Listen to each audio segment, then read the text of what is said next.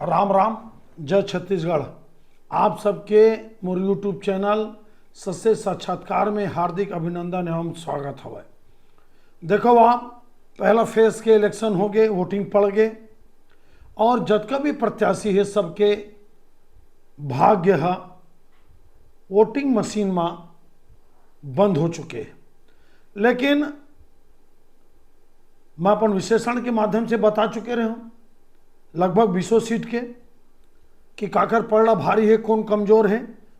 आप लोग ईमानदारी से बताता हूँ, मैं बराबर के लड़ाई है 20 सीट में, एकदम बराबर के लड़ाई।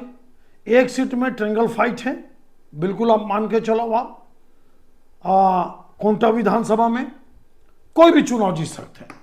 कवासी लखमा, मनीष कुंजाम जी और भारतीय जनता पार्टी के स्वयं मुक्का जी, बड़ा जोरदार चुनाव है, शानदार चुनाव हुई से। दंतेवाड़ा में निश्चित रूप से मैं बता रहा हूं कि भारतीय जनता पार्टी ला मोला कुछ एज दिखा है। हालांकि भारतीय जनता पार्टी सीट ला कांग्रेस ला देवत है, से मोर खबर है। बीजापुर में कांग्रेस मजबूत है, बिल्कुल कहीं कोई डाउट नहीं। जगदलपुर में बीजेपी मजबूत है। बस्तर और चित्रकूट में निश्चित रूप से कांग्रेस ला एज है।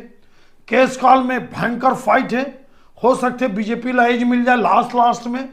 कोंडागांव बहुत कम वोट से आपके मोहन मरकाम जी चुनाव जीते रही से। पिछला चुनाव 1700 के वोट के आसपास से लगते कि लता उसेंडी यहाँ पे चुनाव जीत सकते। महिला हो के इधर फायदा भी मिला थे। जोरदार लड़ाई है कोंडागांव में भी। आपके नारायणपुर में निश्चित रूप से केदार कश्यप ला मैं बढ़त बताया हूँ। अंतागढ़ में विक्रम उसेंडी जिला में बढ़त बताया हूँ। आपके भानु प्रतापपुर में आम आदमी पार्टी और हमर राज्य के चुनाव लड़े के बाद भी कांग्रेस ने मैं मजबूत बतावा था। आपके केसकाल बताई चुके हैं। कांकेर में मैं फिर बताता हूँ, जबरदस्त लड़ाई है। लेकिन अंतिम में मोदी जी के सभा ले के बाद, अंतिम में लड़ाई के लड़े के बाद हो सकते थोड़ा बहुत एज भारतीय जनता पार्टी ला मिल जाए।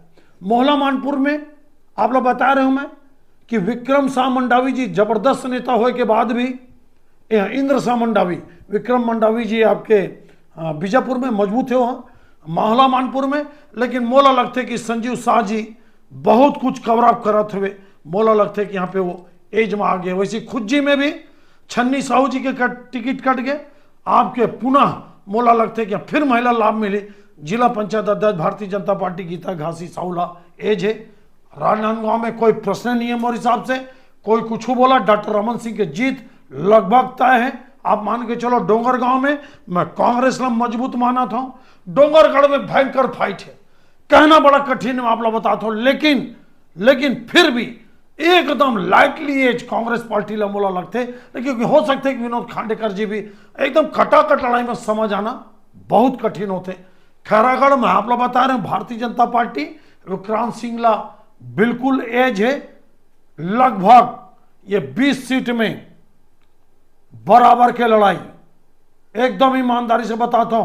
कोंटा में ट्रेंगल फाइट, आपके मोहलापुर में एकदम टाइट लड़ाई, बिल्कुल कटाकट लड़ाई, और डोंगरगढ़ में एकदम कटाकट लड़ाई।